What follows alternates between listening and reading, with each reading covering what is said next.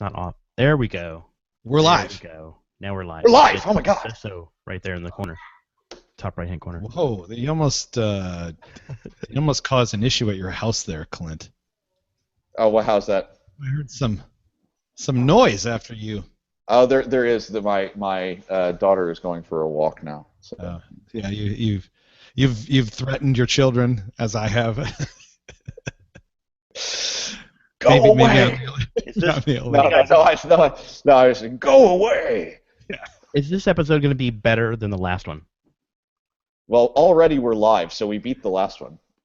No, we did get live last time, but we lost Hal, and then we lost the power. And yes. Now, Hal, I really like your tagline. What is it? On your lower third. I have power. I have power. Yeah, I have power. It's like a daily affirmation. All right, we have the chat room open here. I do. We're it's in a listening. different window. There we go. We have Jeff. We have Steve. We have Charlie. Oh, awesome. All right. We actually have 88 members in the room, 35 of which are online. That's fantastic. I don't know if they're watching the stream. I could look at the thing to see if they're watching the stream. How do I do that? Can we tell? I think yeah. If we click on the YouTube link that they are in, we should get feedback. That didn't work. Live control room. There we go. Yay! Pay attention. We're broadcasting.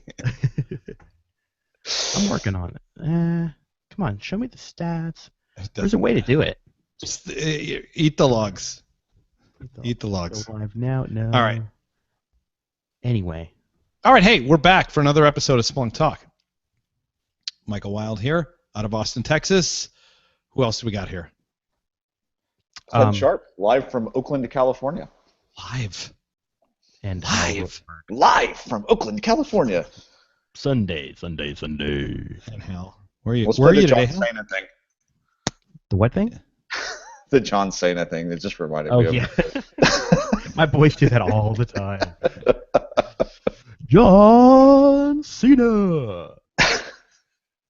Apparently, he was legitimately in my social feeds the other day for doing something other than being the John Cena thing. John Cena. It was a patriotism thing, I believe it was. So. Yeah, I didn't make it through. Did you notice? As if this is not one big tangent. Did you notice the new Facebook timeline on the bottom of a video where they have analytics built into it? I don't watch Facebook. I don't use Facebook. I'm not a user of that system. Okay. Yeah. Well, on the scrubber, the thing on the bottom, what do you call it? The playhead, whatever that's called. I figure Clint would know what that is. They actually have the viewing analytics in a rounded area chart, if you will.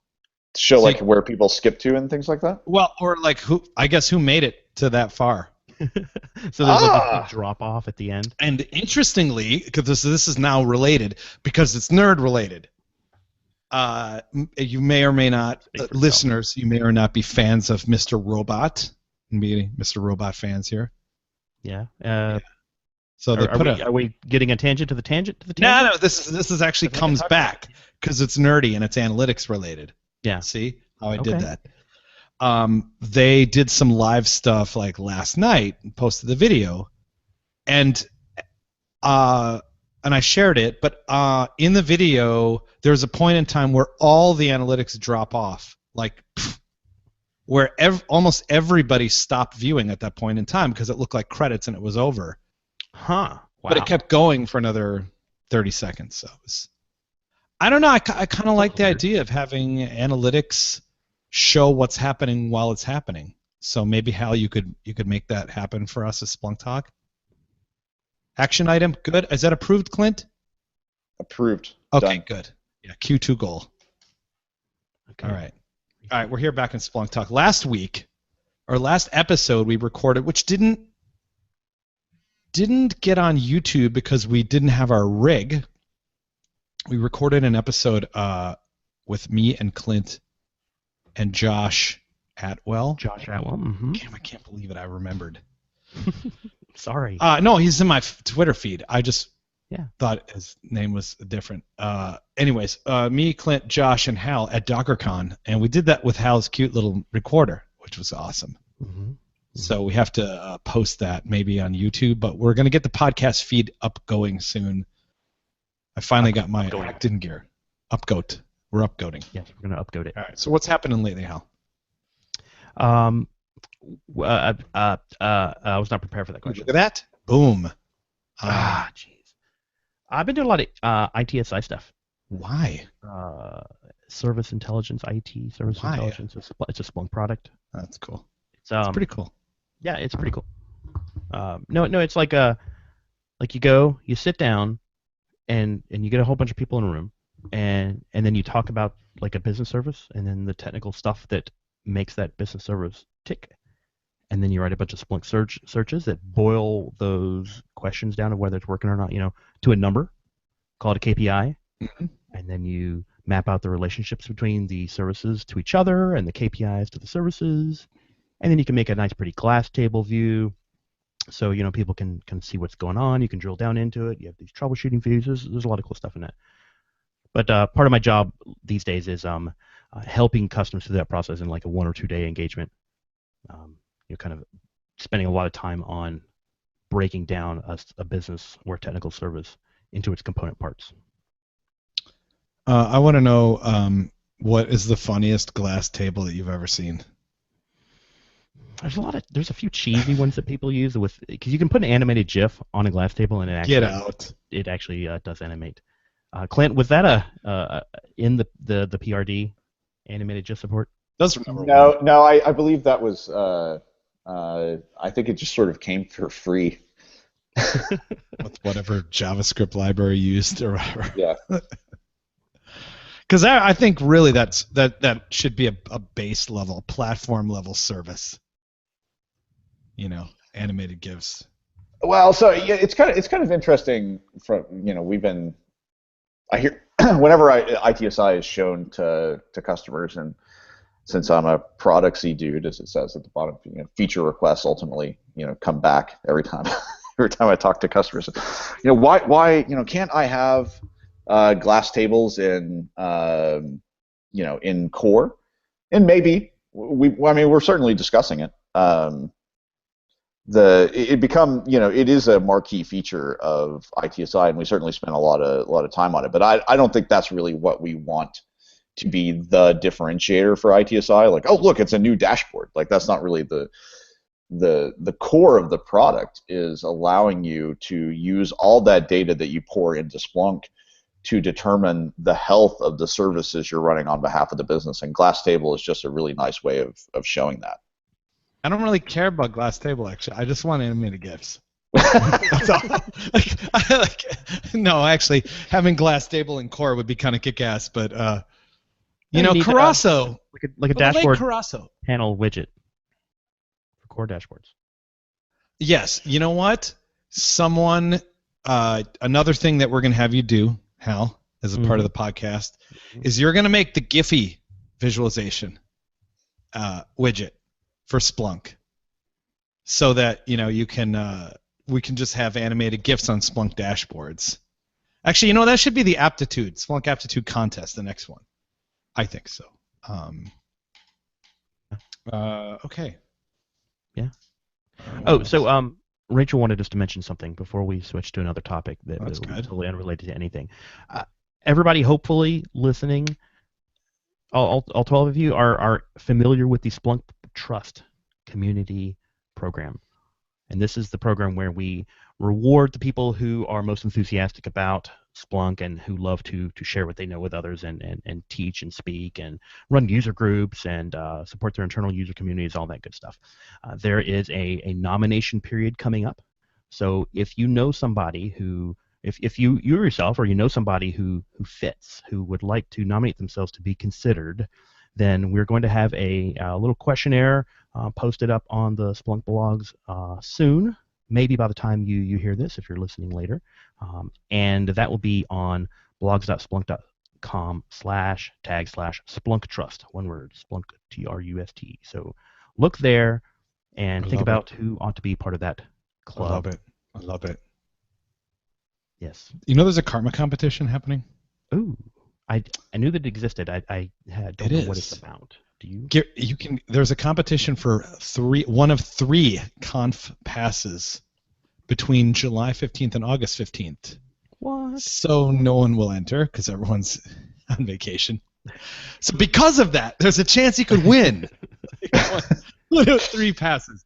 We know Clint will be in Hawaii. It starts July 15th. Yeah. Yeah, I like competitions where you can, just put a little bit of extra weight on the scale, So, and if everyone else is on vacation, it seems like a great time to compete.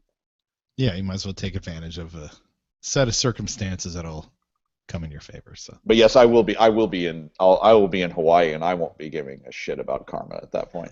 I believe not. I believe you will. I believe you will. How long are you going to be there?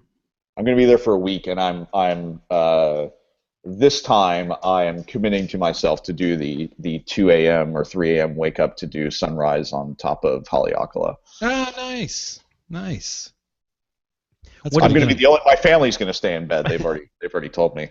What is the time delta from Pacific? Well, so I'm staying in Kaanapali. I know that and so like Haleakala is pretty hell and gone from Kaanapali. So like you got to get up pretty early. Like you can't drive there, kind of far away, or how does that work? Yeah. It's the top of a 10,000-foot volcano, and it's all the way across it's on the eastern end of the island, and there's no direct path. You have to drive around the edges of the. So there's no like condo, like at 5,000 feet or anything. Well, I mean, if I had thought in advance, like, hey, I want to optimize my time to the top of Haleakala, I could have stayed in I can't remember. I don't know how you pronounce it, like Kui, or whatever the town is in the middle of the island. But I didn't, and so now even if you're up country, it's still a couple-hour drive. Okay. So when you're on the when you're sort of on the foothills of the volcano, it's still a couple-hour drive. So and then it's sunrise, which is what 5:30, 6 a.m. Yeah, it'll be in that part of the world probably 6 a.m. this time of year. So he's not wrong that it's a 2:30 wake up call, get on the road by 3, zoom down there just to go. But we know, so we do they have like a second showing? You can go at like later in the day. That's on YouTube. It's on YouTube. They have sunset the other direction, so you can do that. That would be a request. I would like to see a second showing for people who don't want to get up so early. Mm-hmm. Many of you may know that Clint is an avid photographer, and I'm sure he'll be taking photos. But I wonder, Clint, based on what you posted on Facebook last night, did you get the camera? So I have pre-ordered the camera. Okay, background for the people. So I am as you mentioned, a photographer and an enthusiast, and I am also when you are a photographer, you become pretty wedded to the gear that you choose. That sort of kind of identifies you as a photographer. So like I'm a huge fan of Fuji. They make a mirrorless. Yeah, they make a mirrorless, a number of mirrorless cameras.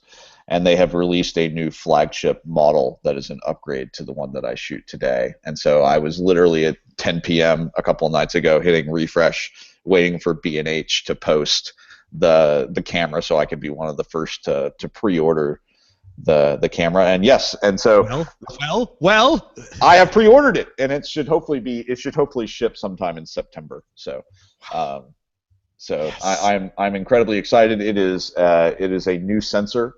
I saw some of my photographer friends not friends, but people I follow, who had pre-release versions, and one of the reviews showed him pushing the shadows like 2+ stops, which is awesome. It means you can expose for the sun and have basically the foreground completely black almost in the photo, and still bring all the shadows up. So you don't have to do HDR. You can just shoot one exposure. It's fantastic. I'm really excited. I'm looking forward to it. I think it'll gear doesn't make the photo, but if you are good at your hobby or profession, you will find the limits of the gear. And so when new gear comes out, you're like, oh, I could do these other new things now. Like that's why people get excited.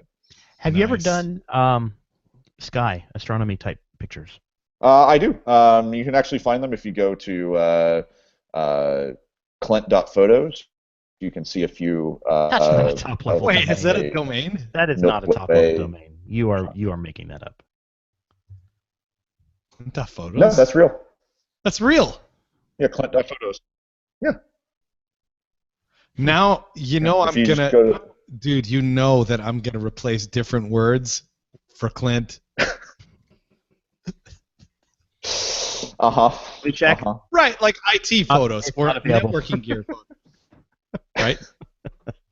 Networking photos. Networking photos. Yes. You asked. So here. Let me find a link to this. So here are a few. Doesn't exist, by the way. Yeah, I checked. I knew what you were thinking. Yeah. So I will post this in the chat room. So here's a bit of Milky Way with some phallic things in the foreground. Good Lord. Wait, what? Wait, I'm sorry. So the chat room, for people that are hearing this later and don't know, we're on the Splunk-user groups Slack team, and there's a chat room just for this.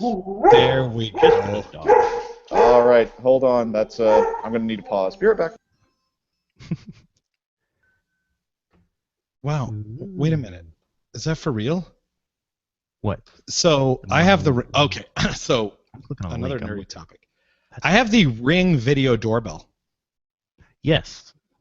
We were talking about IoT stuff on Facebook, the Facebook system that I just got this recently. Yeah. And I like it. Let's do a review. Tell us about it. But the crazy thing is, his dog just barked, mm-hmm. and at the same time, my Ring doorbell just notified me there's a movement. So is there some sort? And I watched Interstellar recently. So is there some sort of message here? I like that movie. A wormhole. I freaking loved that movie. It was a good movie. Yeah. I've seen it a couple times, I think. Clint, we're talking about home automation and the movie Interstellar, in case you wanted to pick that up. I love it. So Alexa, turn on the lights in the living room. Did it work? I couldn't tell. Can you see? Are you in the living room? Yeah. Nice. Alexa, turn off the lights in the living room. Where is your Alexa? In the same room? Dude, if you talk, it's actually all the way across the house from him. Hold on, let me pin him. Okay. That's awesome. Which lights are the lights in frame? Because I'm not sure if we're.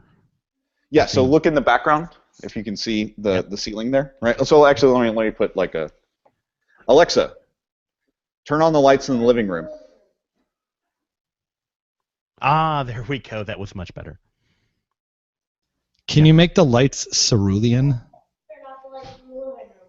How do I unpin you? That's the problem. What does pin mean? There we go. It worked. Okay, I just have to. Oh, okay. As the controller of the stream, I can pin someone's video to the stream as opposed to the automatic switching it does when we talk. Awesome. Yes, indeed. Oh, so no, but tell us about the Ring doorbelly thingy. I like I have a number of home automation things here, and I was using the Arlo Netgear Arlo cameras. I have them in my house, and I still have it out in the front door, and it kind of was my doorbell by default. Because if there was movement out there, we would get a push alert, which was kind of nice because I could tell if somebody was coming before I even heard the doorbell. And then I decided to get the Ring, and it's pretty cool, actually. I got to say, it has motion alerts on it.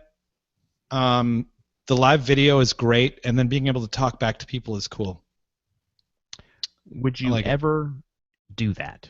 The talking back part? Would you do it? You can, but would you do it?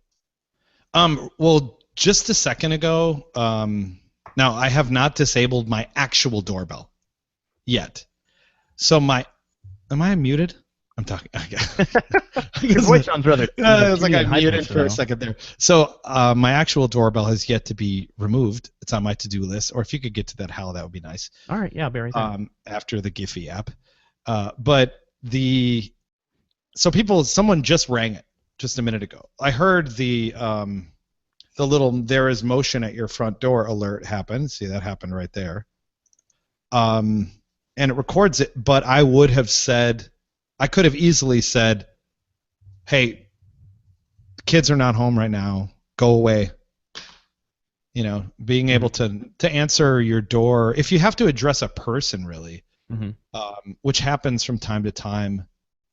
Or like if you're a UPS guy, who's pretty cool, has to ring the doorbell and is delivering alcohol, you could say, bro, just write my signature down, man. Take a bottle out and write my signature down. Not that anyone would ever do that, but all right. I don't know. I like it. I do like the connectedness aspect of these things. I haven't gone there yet, but it's risen higher on my home project list. Yeah. So I think that would be cool. Although I will say, you just saw my doorbell or heard it, which was my dog barking furiously. I had the same doorbell actually. Yeah. So no one can come near the house without furious barking and then lots of licking. Yeah, but like, is your dog actually named Alexa, and your dog turned on the lights? My dog is named. I'm not going to say what my dog is named because otherwise, or actually, just watch. Let's see. My dog is named Maggie. Oh, there she. Yeah, she heard. Okay, good. She ignored it. Why are we not? We're not going to. This is Maggie. Right. Maggie. He's headphones. On headphones. Headphones. Smart. Actually, Hal, yell louder. Just louder. A lot louder. All right, everybody. So every time I call home on FaceTime, while talking to my wife, usually I'm on speaker, and so I always shout out my dog's name multiple times so that she will hear me and start whining furiously and just annoy the shit out of my wife. Does it work? It works, absolutely. And she doesn't know where you are. She can hear you, but she can't see you because dogs, I don't think, can watch video, or they don't seem to be able to. And so she just freaks the F out because she's like, I hear Dad, where is he? Where is he? Oh my God, I hear him. Yeah, it's great. It's fantastic. It's a great way to troll your wife. Yeah, yes. I do wonder. I am reading this book called The Inside of a Dog, which is done by this researcher and dog lover that's like totally takes you through everything about dogs, which is on a pretty scientific level. So I'd like to, maybe I'll have the answer if they can see video, because they don't seem to see FaceTime video at me, or maybe it's just me. I think it's just you. It probably is just me. Okay. Yeah, we did stuff at DockerCon. That was fun. Yeah, we could hit some highlights that happened in the audio portion. Yeah. Because if you're on the podcast right now listening, you obviously haven't heard that one, and that was pretty cool. We did a bunch of fun stuff. DockerCon. I'll tell you one thing. I have not seen enthusiasm for nerdy shit like this since Java. I haven't seen, aside from Splunk. Being serious, we have some really nerdy fans. Not en masse. No, it's but not as many as an infective en masse thing that is, obviously because it's a company, but it's also open source, the engine. So many people excitedly glomming onto an idea. I just haven't seen the excitement since Java, which is kind of cool to see it again. Yeah, I agree with that. It's everywhere. There was an article the other day. Sorry, Clint. Who was it? Mark Rusinovich, principal dude at Microsoft, creator of many Azure things, was talking about the. Was he the CTO, the Azure CTO guy? That was at DockerCon? Yes. Yes, correct. That's him. Right. Yes. He's also a published author, and his books are not too bad. I enjoy them. He was basically talking about the adoption level, and I don't recall the numbers off the top of my head, but they have plenty of customers in Azure, moving towards production and in production today, and it was a higher number than I expected to see Microsoft talk about at this stage. Agreed. The emerging ecosystem will be interesting to watch. Although it stands in stark contrast to there's been a lot of criticism of the Gartner bimodal IT Theory may be a right way to put it. I don't know what exactly you would call their analysis, but the Docker CEO, as well as several other people during the course of the show, took pains to talk about how they really did not believe in the bimodal IT analysis, but it's only anecdotal. Pull bimodal apart for our audience really quickly. Yeah, so I mean, Gartner's theory is that there are in any organization where you are attempting to move faster. So the general pressures on companies which are let's say older than this generation of technology, or even the last two generations of technology. Obviously, they have systems of record that I mean, hell, you may still be on mainframe, right? So there lots of companies still on mainframes. We talked tons of companies. I mean, and so they obviously that's working for them, but they are being disrupted. Uber's always the example. They're being disrupted by newer, faster competitors. And so in order to compete, they need to have a presence in the digital world that can move at the pace of their competitors. And so Gartner says, in order to do this, realistically, you must fragment the organization, create a second, more agile mode, mode 2 or whatever, that is free from your traditional ITIL processes, from your sort of change control and the rigor of the rest of the organization. Okay. And that the vendors hate this idea because it minimizes, especially vendors of next generation technology, because it minimizes where they think they'll be able to have an impact. Because if Docker is a mode 2 technology, like if containers are a mode 2 technology and VMware is a mode 1 technology, then it's going to be a while before Docker becomes mainstream, right? And so they obviously, from their perspective, they believe it not to be true, and they have anecdotal evidence that they are becoming mainstream. And look, these 10 customers, I have an example of where I'm mainstream. Mm-hmm. And but I will say, from my own experience, when I spend time with customers, all over the States, and especially as you get outside the States into Europe and into EMEA and Asia and things like that, we got a long way to go, man. I mean, there's a lot of technology out there, and it's going to be a long time before a lot of this stuff gets adopted. So you have to temper enthusiasm a bit. It's going to be the future, no doubt about it. Containers going to be the future, but I think bimodal IT is real. I think that where I'm seeing people build mobile applications inside of their enterprise, where I'm seeing people build, next generation, business applications that are more consumer facing or consumerization of IT, almost always that's in a separate team inside of the IT organization. That is, maybe they report to the CTO, maybe they report to the CIO, but they don't work for the VP of Dev and the VP of Ops. They're often in some sort of other smaller group. So in my view, it's real.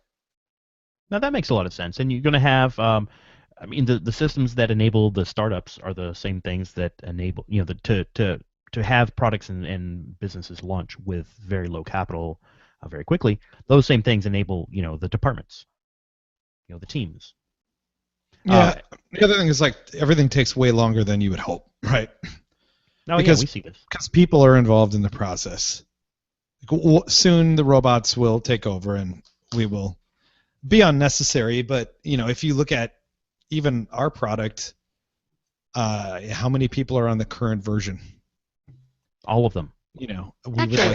Are we not above? Come on, are we not actually above average on that particular? We are way above average. Right, we're above average. Still, it takes a long time. It takes a long time for people to upgrade.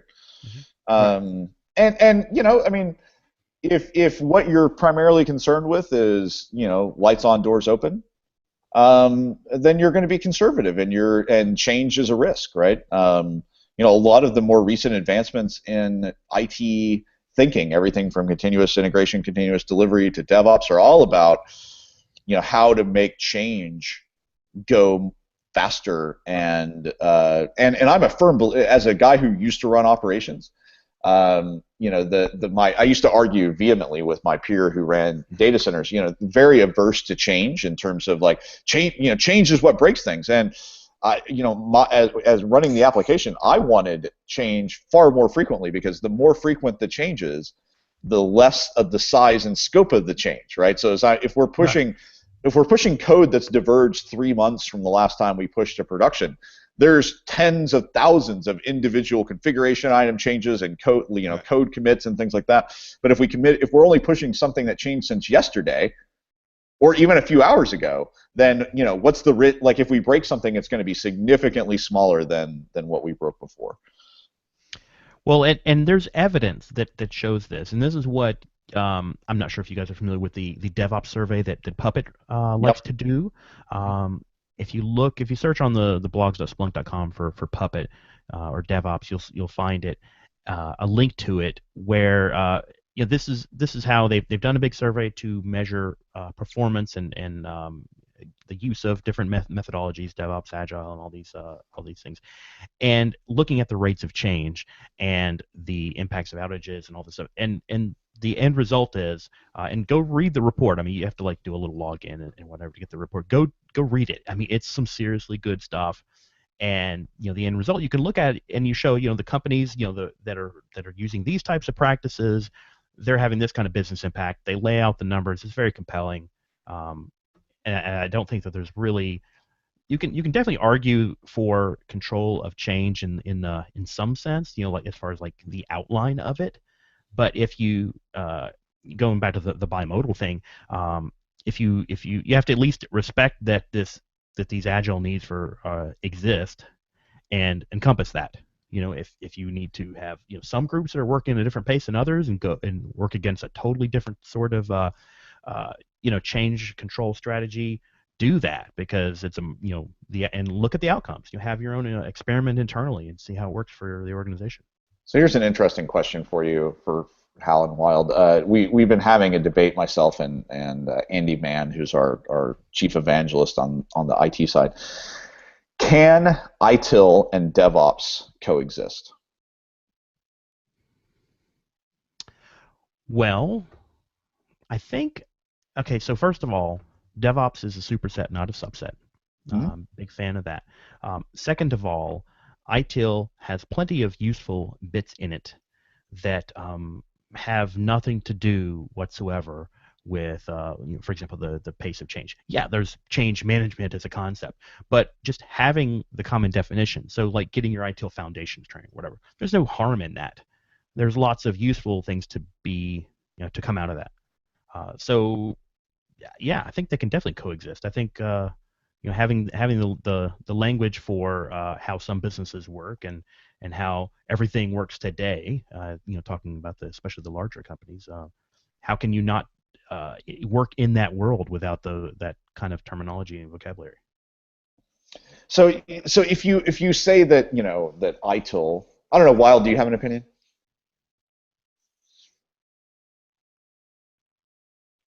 He's on mute. He just scratched his head on the video. He's just muted, so he's saying nothing. Do it again. Okay, fine. There we go. All right. Rubbing You know what? Next time I do that, you need to pin me so that like people can see me flail with no sound. I'll think of it. They will coexist. How about that?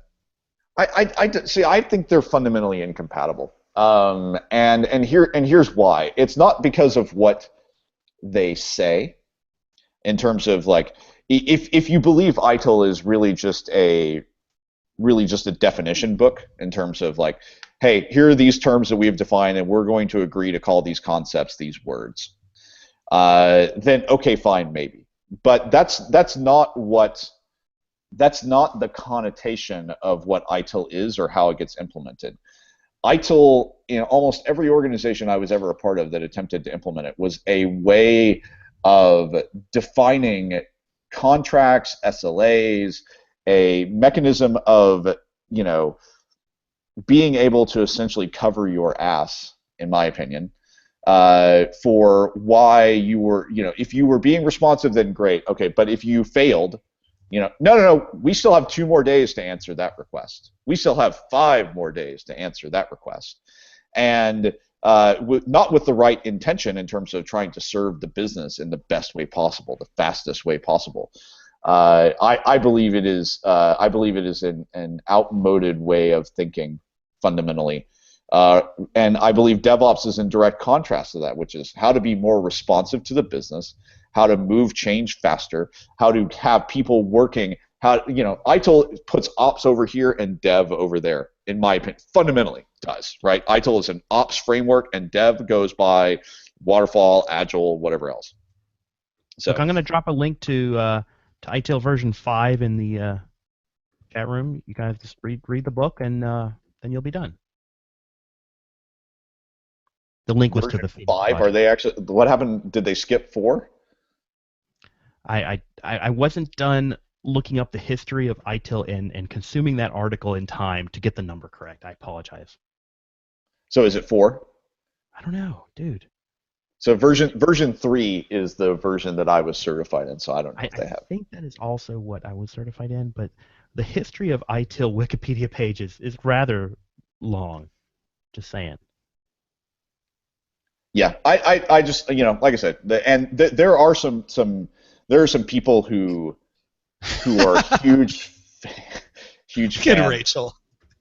Yeah, people love the book. That was great. So anyway, I don't know. I interviewed this guy one time who was from BMC. I don't remember his name, but he was like a published author on ITIL. Like he was like one of these like ITIL luminaries in the world. And it just, like, every time I talk to somebody who is big in that community, it just seems so backwards. And so maybe I'm reacting more to the connotation and like what people actually do with those things, as opposed to what the framework itself says. But if all the people who are, if you consider somebody like an Andy Mann to be leaders in the DevOps community and the stuff that he talks about and the things that he preaches in terms of the business benefits you'll get from being a DevOps shop, it's not what ITIL is all about. ITIL is all about SLAs and contracts and all that stuff. Okay, but what is the point? I mean, are we just navel gazing, or does it matter if the two coexist? So the reality is, that's the thing. Yeah, the reality is we have okay. So take bimodal, bringing it back up again. I think this is there's no debate. It is a fact that this is how businesses, one, are operating, and two, probably should operate, because it takes a long time to change the people and the processes and so forth. So if that's a given, then therefore, ITIL and DevOps, if you want to view them as two sides, two extremes, they have to coexist. So I think the challenge is, how can they coexist, and what do you do about that? Well, so I guess that's the point. Like, can there be? It's the same sort of thing. Like, can you have two competing products in the same organization? Well, absolutely. But are the same people, the same exact person, likely to use both? Probably not, right? If you're if I'm a Google Apps person and you're a Microsoft Office 365 person, are we likely to both use the same apps regularly at the same time? No, they're competing, right? So different people in different places in the organization. I think that you can have mode 1 ITIL and mode 2 DevOps for sure. I think DevOps could move into mode 1 and be the mainstream way of organizing your IT organization, but I don't think that you can fundamentally be an ITIL organization and adopt DevOps practices well. What does that mean? I think that means producty things. What I think that means is the centering your view of the world around ITIL. So the concepts of incidents, problems, changes, I think are I think if you center your product around those things, you will find yourself left behind. Okay. So but how fast do things change realistically? I mean, you're the one that's traveled the nation and the world looking at these things. Oh, How fast does it change?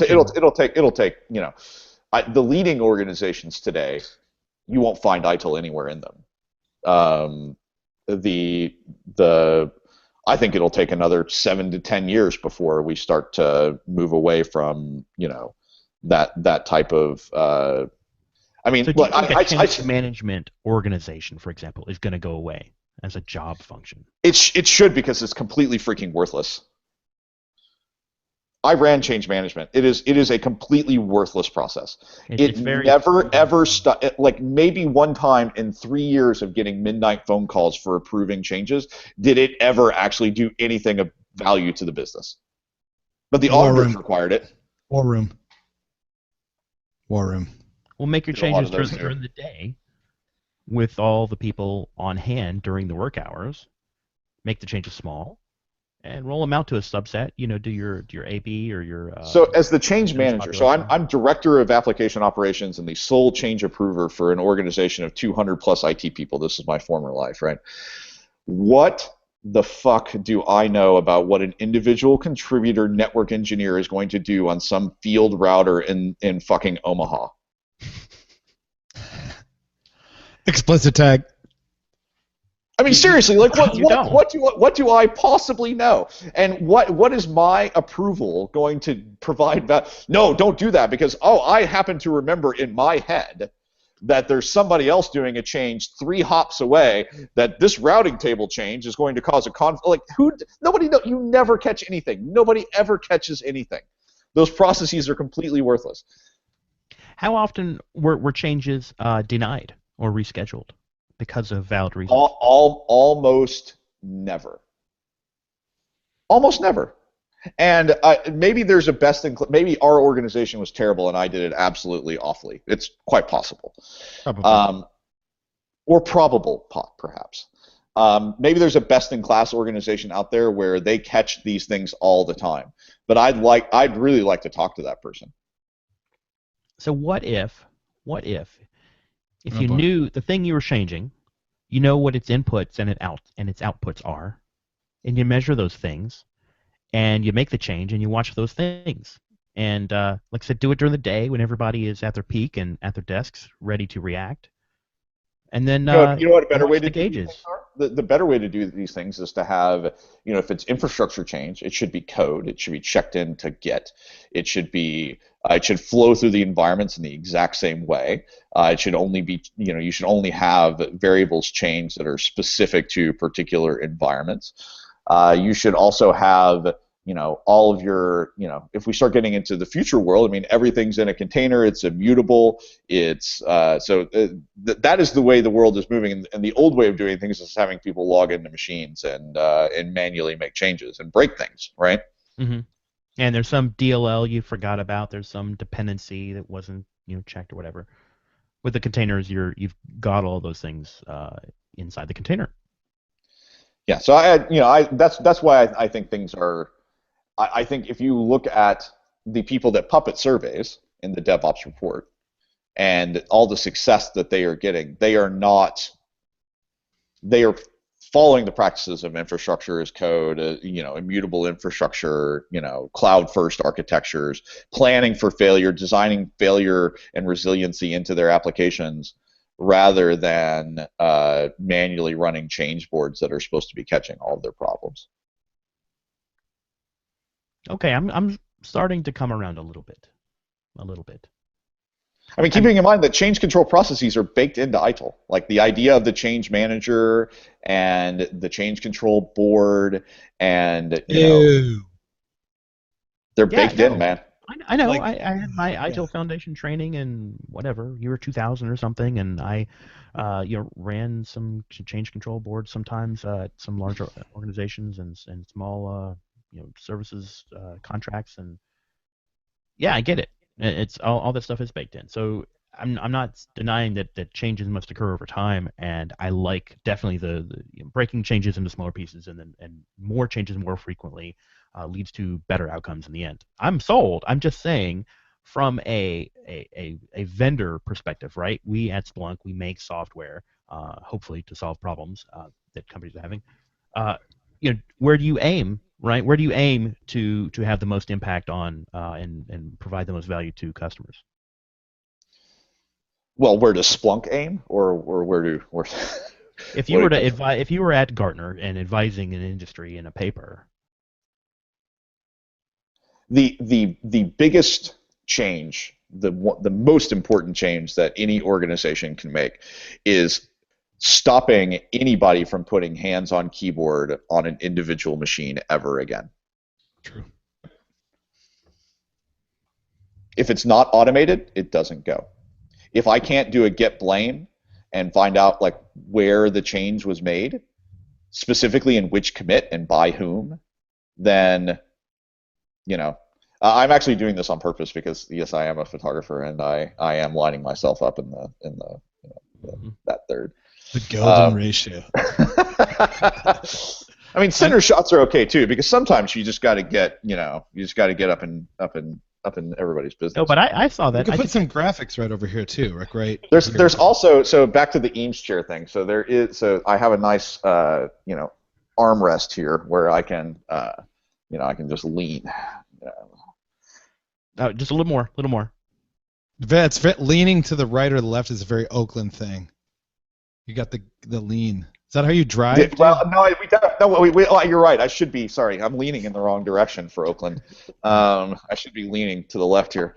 You'd be driving like you were driving. It's not a political statement. That's the side of the car you drive on. Oh, okay, I get it. Yeah. Well, not on 880 because that's just shut down. Okay, so you're right. That's relevant commentary.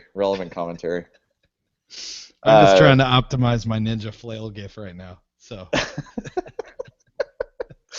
All right, so we've had an ITIL conversation, so that's good. So I've probably only pissed off 2/3 of our customers. Nah. So that's fine. We'll get the other third next time. But I mean, I feel like to some extent, as a vendor and as a market group, it is a little bit our job to tell, since we spend so much time talking to customers, back to the sort of Puppet DevOps reports, like customers who do these things are more successful. Yep, period, end of story. This is, and I actually find reading those reports rather interesting. It sounds cheesy. That's got it. So what? So we have. So what is this? What is the prefix to wild? So I can't. It's This is Ninja Flail. Ninja Flail. Okay, yeah. Is this going? We'll have to drop this in somewhere so that people can enjoy it. Yeah, DeGriff, aka Jeff Burnt, was like, he was watching Flail. He said something like, "We need a Flail GIF." Okay, so can this go into HipChat, because this will be my new favorite behind yeah. It's got a Splunk logo, Splunk T-shirt. It's got a what do we call it? Buttercup in the background. How do you add emoticons to HipChat? HipChat has. I'll figure it out afterwards. HipChat ones are tiny. I know they're tiny, but do we have Rage Clinton here? Yeah, Rage somewhere. Nope. Yeah, we have. Okay. No, that's in there. Rage Clint. I think I have that in Dropbox as well. I need to pick the correct room to chat. Right, you're in the SplunkTalk room. No, he started talking HipChat, so I ran over. Yeah, I know, but I think we need Rage Clint in Slack as well, the full size version. Yeah, agreed. Yeah, there you go. Are we up? Oh, here we go. Yes. Yeah, there you go. All right. Maybe on that note, perhaps we should end the. We should probably just. This is a good place to end. I believe it is. We could go Fast Clint, by the way. Have you seen Fast Clint? You have the Fast one? I love that one. It's like when you don't have time for a full rage, you need to get a quick anger. Damn it! There you go.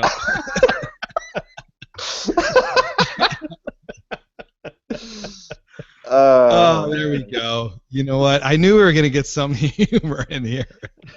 Yeah. Is that what we're doing? All right. Genesis, we got to give credit to Jeff Burnt on for that one. But yes, go ahead. Feel free to. I believe I have a Creative Commons non-attribution license, which I don't even know what that means on my GIF. So it's on Giphy. Have fun with it. All right. Let's not talk about licenses. So here's our goal. By the next, let's say by next time we record, gonna try to get which will be in a year by it. No, probably not. You control the calendar. Oh wait. Oh, Jeff Burnt already put it. Did he put it in there? No, he didn't put it. No, it failed. You didn't get it in there, bro. We're gonna try to get all of the podcasts on the. Let's say you would say the RSS feed back in action that was on iTunes some years ago. iTunes makes them go away if they don't get updated. I registered SplunkTalk.com, and I'm going to host all the stuff up there. And we'll get there. There's nothing. There's Hello World, actually, if you're interested. And I am tracking the logs. By the way, your calendar, I mean, your camera angle is ridiculous. Just letting you know. Oh, is it? Just my head there? Because I'm sitting down again. There we go. Right there on the camera. See, I'm going to make love to the camera now. I see you.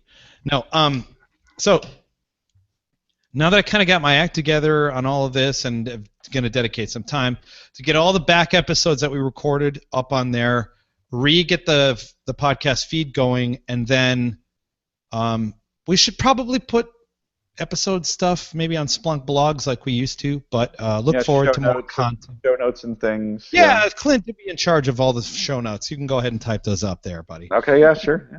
Awesome. Right. And I got that time, yeah. As always, it's a highlight of my week when I get to hang out with you two and all of the fun people in the chat room here and Slack, Splunk Talk, and we do appreciate you. Until next time, it's Wild and Austin and Ninja Flail. Sunday. Yeah. Thanks, Clint. Thanks, Hal. Thanks, room.chat. And I'm going to have to get a .pictures domain. Or at least check some. .photos. .photos. Wow. I'm gonna have fun with that URL. Are you gonna register cock6.photos? I'm gonna go do that now before you can. Oh, that's not what I was thinking about at all. All right. GoDaddy.com. All right. See you guys. See you.